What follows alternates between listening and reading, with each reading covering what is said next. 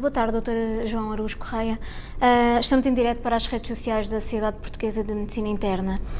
Um dos assuntos que vai ser abordado hoje na Assembleia Geral é a questão da carência de camas nos hospitais, sobretudo na época de inverno. O que é que considera que deveria ser feito para colmatar esta situação? É evidente que as camas nunca são suficientes, nomeadamente porque nós sabemos que temos um sistema de saúde que está urgencializado e, portanto, de facto, nas épocas de inverno, e o inverno cada vez se prolonga mais, começa em dezembro e muitas vezes só acaba em maio, ao final de maio, realmente nunca há camas suficientes nos serviços de medicina e, portanto, os serviços de medicina têm que dar resposta de qualquer maneira, nomeadamente os internistas, não os serviços, que já não têm por onde alargar. O grande problema é que já normalmente têm taxas de ocupação próximas de 100%. Portanto, quando há um acréscimo de necessidade de internamento, imediatamente os doentes têm que ser postos em vários locais. Um deles começa por ser o próprio serviço, que vai aumentando um bocadinho, preenchendo todos os espaços, pequenos espaços ainda vagos, para que caibam mais umas camas. Exato. Depois acaba por serem os outros serviços, até mesmo as áreas cirúrgicas, em que realmente os internistas, os mesmos internistas, vão ter que ir ver esses doentes a outros serviços do hospital e, pior que tudo, começam a haver um acúmulo de doentes internados nos serviços de urgência. E, portanto, nós sabemos que esse problema existe há muito tempo, só que não tínhamos a noção verdadeira da sua dimensão. E, portanto, no dia 18 de fevereiro, a Sociedade Portuguesa de Medicina Interna resolveu fazer um inquérito a todos os serviços de medicina interna do país, com uma taxa de resposta que rondou os 78%, portanto, altamente significativa, e em que realmente nós constatamos, de facto, numericamente, sem qualquer dúvida, de que num universo de 4.866 camas correspondia a esses 78% de serviços respondedores. Exato. Estavam todas ocupadas, 100%, e que havia mais 2.142, se o número não me está a enganar, mas isto é, havia mais 44% de camas extra colocadas nos locais que há pouco disse. Ora bem, se eu disser que 840 e tal camas, quase 850 camas, são de doentes internados no serviço de urgência, portanto, que acabam por sobrecarregar as equipes de medicina interna que estão na urgência. Exato. Está a ver até que ponto é que, por exemplo, numa passagem de serviço, está posta em causa a segurança dos próprios doentes. Mais 1.000 e não sei quantos doentes, quase 1.200, estavam noutros serviços. Os outros serviços, a enfermagem é desses serviços, mas os internistas são os mesmos. São os mesmos que têm que deslocar do seu serviço para irem ver esses doentes.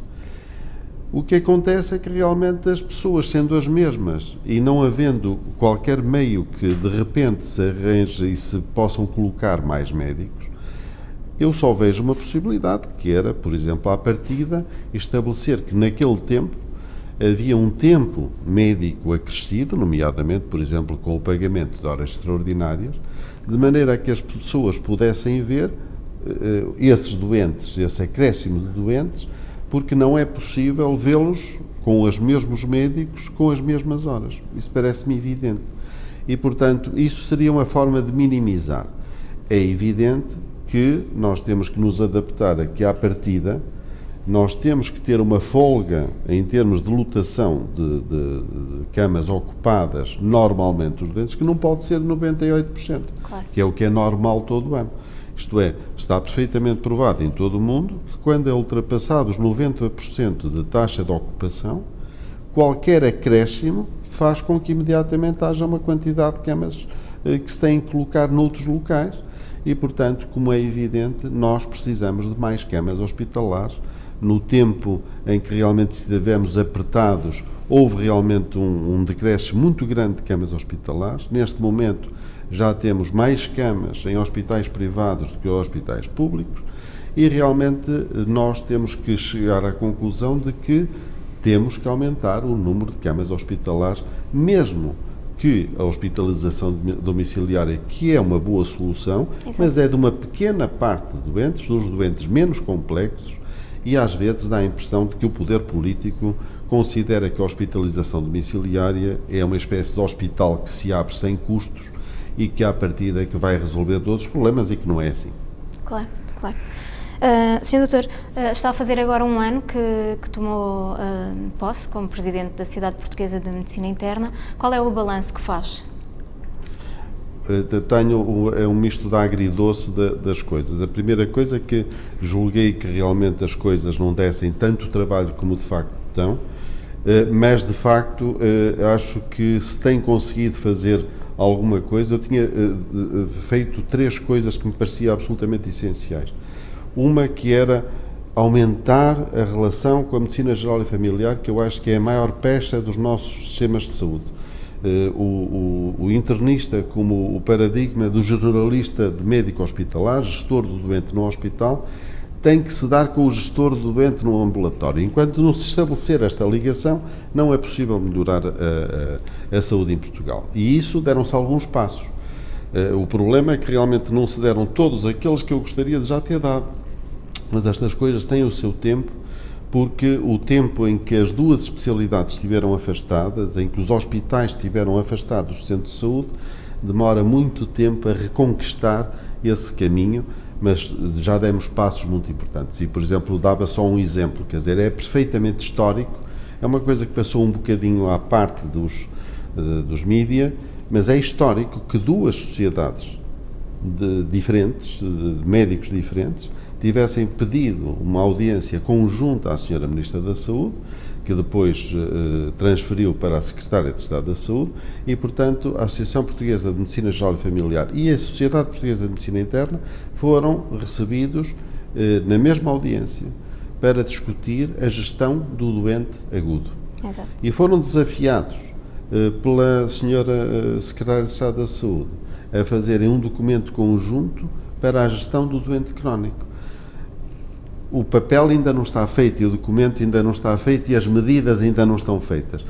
Mas que nos começaram a ouvir em conjunto, acho que já é um princípio. Exato. E, portanto, isso já me dá pelo menos dá-me ânimo para continuar nos próximos 2 anos que ainda tenho de mandato. A segunda coisa é realmente a questão da produção.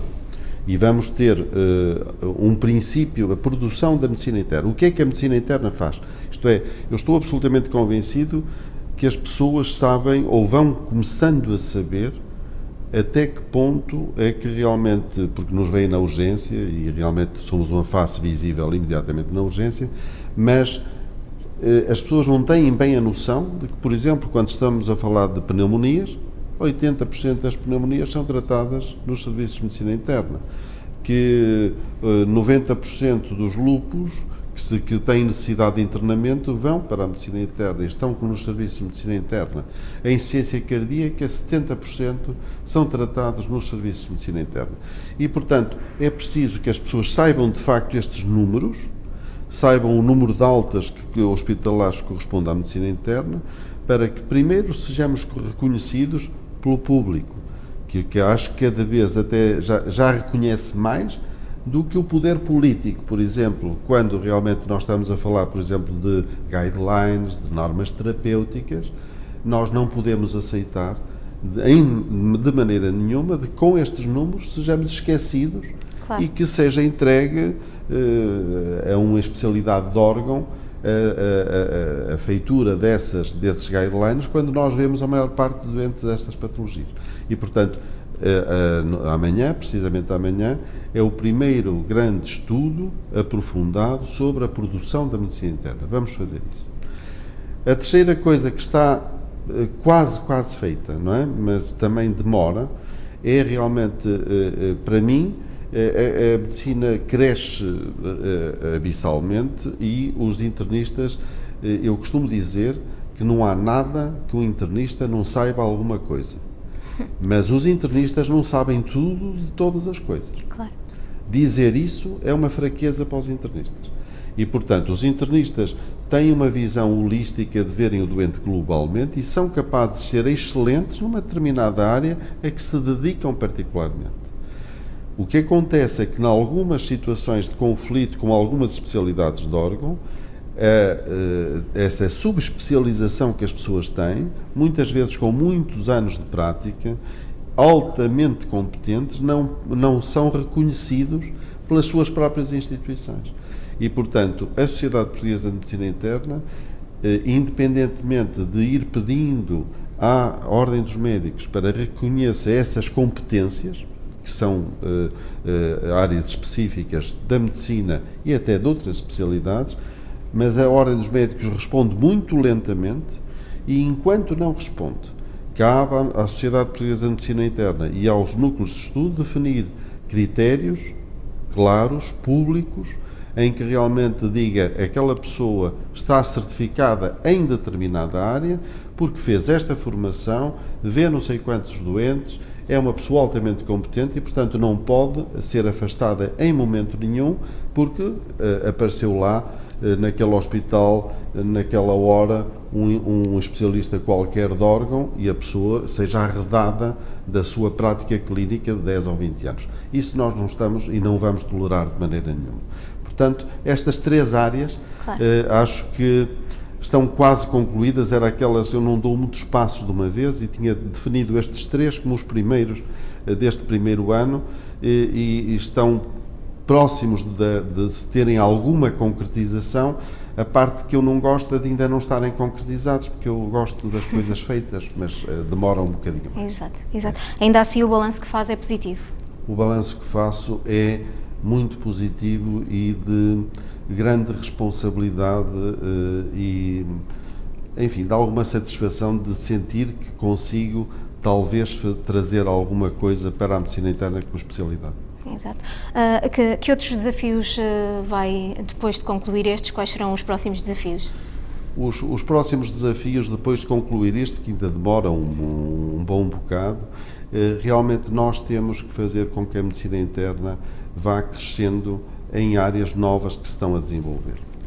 E, portanto, para mim, e às vezes não é muito fácil, por exemplo, é de facto, como lhe disse há pouco, uma bandeira política a hospitalização domiciliária e é uma boa solução, é uma área em que naturalmente a medicina interna está com uma apetência evidente, é uma hospitalização como outra qualquer, tem que ser feita pelos internistas e já está no terreno, mas há outras áreas que às vezes as pessoas percebem menos, mesmo porque há uma questão de financiamento, que os hospitais, em princípio, as coisas só nascem quando há um financiamento para elas. Exato. E, portanto, por exemplo, eu acho que era absolutamente essencial 2 áreas que eu acho que são fundamentais. Uma é a chamada cogestão do doente cirúrgico.